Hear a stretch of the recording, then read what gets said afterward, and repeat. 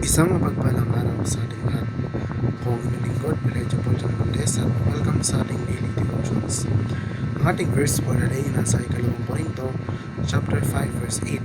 Sinasabi dito na, malakas ang aming loob at mas gusto pa nga naming iwan ang katawang ito na aming tinatahan ngayon upang manirahan na sa piling ng Panginoon. Ang paglisan sa katawan ay ang makasama si Kristo. Ito ay nangangahulugan sa kamatayan ng espiritu o kaluluwa ng isang mananampalataya. Kaya ganun na pumapasok sa isang estado ng pagpapala at pakikisama kay Jesucristo. Sa halip na makaranas ng isang panahon ng kawalan ng malay o naghihintay sa libingan.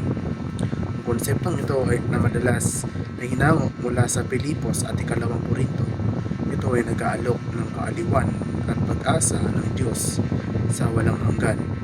Ang estado na tumutukoy sa oras sa pagitan ng kamatayan ng isang tao at ang muling-muling pagkabuhay at paghuhukom. Ang mga mananampalataya sa estadong ito ay pinaniniwalaan na nasa isang estado ng mulat na kaligayahan. Naghihintay ng muling pagsama-sama ng kanilang mga nabuhay na muli na katawan. Sa kabaligtaran, ang mga namatay na walang pananampalataya kay Kristo ay pinaniniwalaan na nasa isang estado ng mulat na pagdurusa, naghihintay ng pangwakas na paghahatol sa buhay sa mundo na katuon sa hinaharap kasama ang Diyos sa langit. Ang pananaw na ito ay humuhubog sa paraan ng paghaharap ng mga mananampalataya sa kanilang pang-araw-araw na buhay na nag-uudyok sa kanila na mamuhay ng matuwid, ituloy ang spiritual na pag-unlad at tumuon sa kung ano ang tunay na mahalaga sa dakilang pamamaraan ng mawalang hanggan. Upang paglingkuran ang Diyos sa nalalabing panahon sa lupa, bigyang prioridad ang mga aksyon na naaayon sa isang kalooban tulad ng panalangin, pag-aaral ng banal na kasulatan, paglilingkod sa iba at pagsasagawa ng mga aktibidad na nagpapatibay sa kaharian ng Diyos.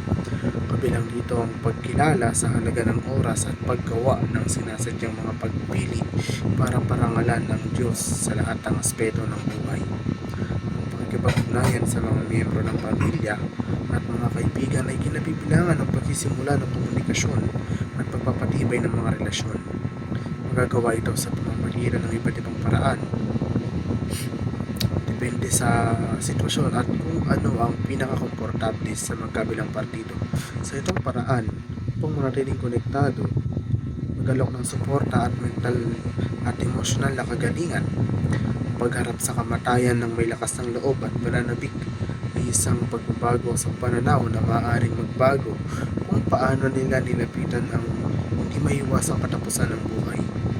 Kabilang dito ang pagyakap sa hindi alam na may pakiramdam ng pagsapalaran at pagtutok sa ganap na pamumuhay sa kasalukuyan sa halip na magpatalo sa takot.